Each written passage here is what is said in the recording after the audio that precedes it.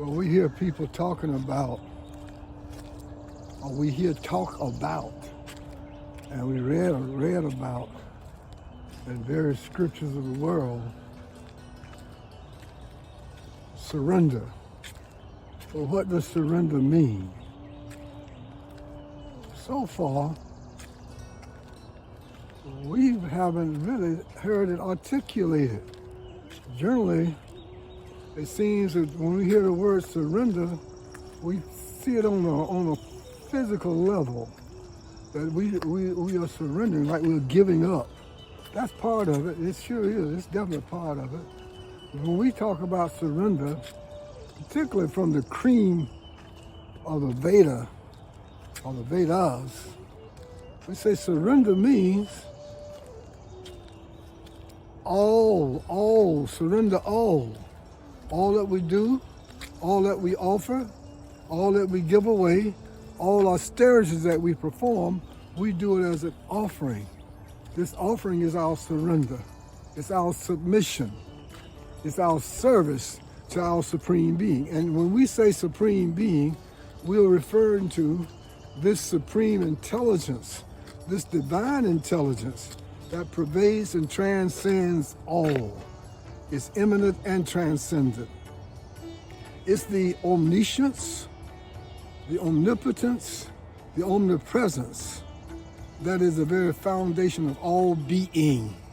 And so when we surrender all to this divine intelligence. Some people call it God, some people call it Allah, some people call it Jinyami, Munga, Nirvana, Buddha nature. It's called by many names, and it is within and beyond all names.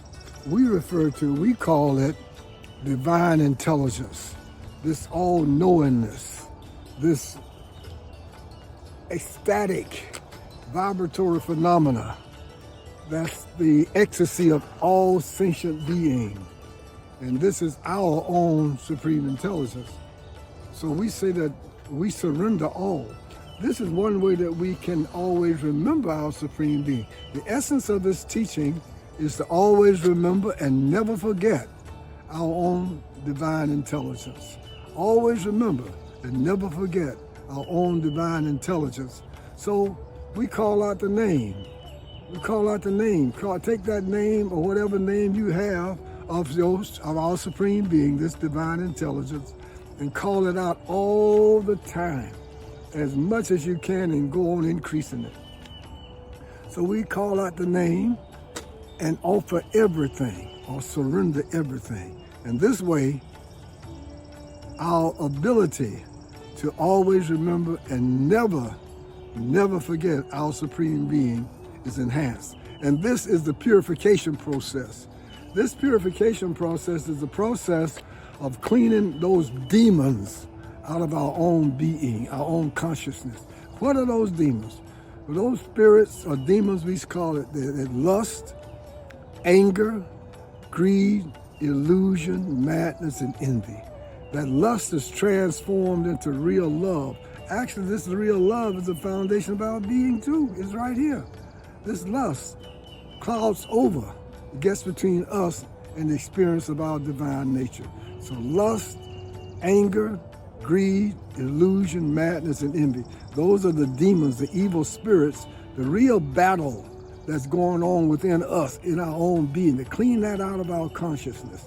And to always remember our Supreme Being is our way, our spiritual practice that enables those demons to be cleansed out of our consciousness. So we're not looking for those demons outside. The business is to clean it up inside, clean up inside.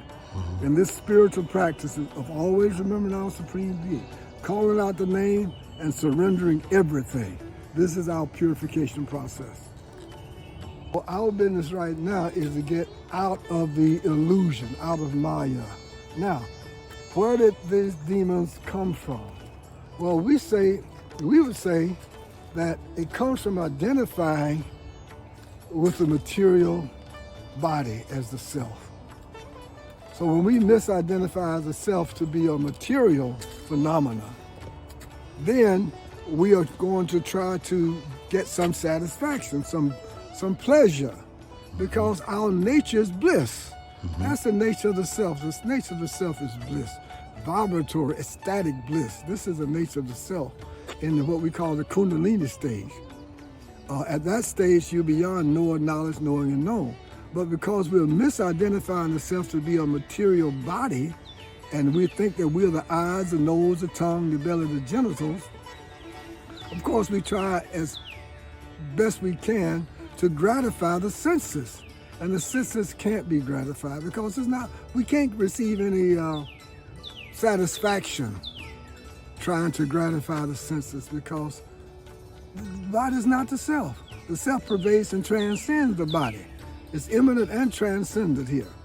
So because we're thinking with a material body, then that desire to gratify the senses is there. And that lust is intense desire to gratify the eyes, nose, the tongue, the belly, the touch, the senses. All right. So when that lust gets that desire gets more and more intense, we call it lust. So it doesn't just have to be, lust doesn't just have to be for sex. Lust can be for anything, any object of those eyes, nose, tongue, belly, genitals. We might be lusted for some sweet rolls. We might be lusted for hearing some sound. And the deal is about, like a craving. Like that's craving. it. That's the intense desire, craving, and one can be enslaved with that. And in the material world, it's said that most of us are enslaved to the senses. The senses are called go in this context, and das means slave or servant. So a go das is one who's a slave or servant to the senses, and so this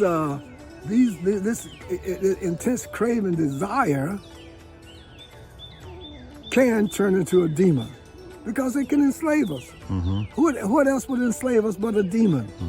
Demons enslave, gods liberate. That's the difference. As we engage in our purification process of offering everything and calling out the name, our consciousness is purified. That lust is transformed into our natural condition of love. That anger is transformed in our natural condition of compassion. That greed is transformed in our natural condition of charity toward all. And so now, in this way, we're freed from the illusion. We're freed from the madness. We're freed from envy.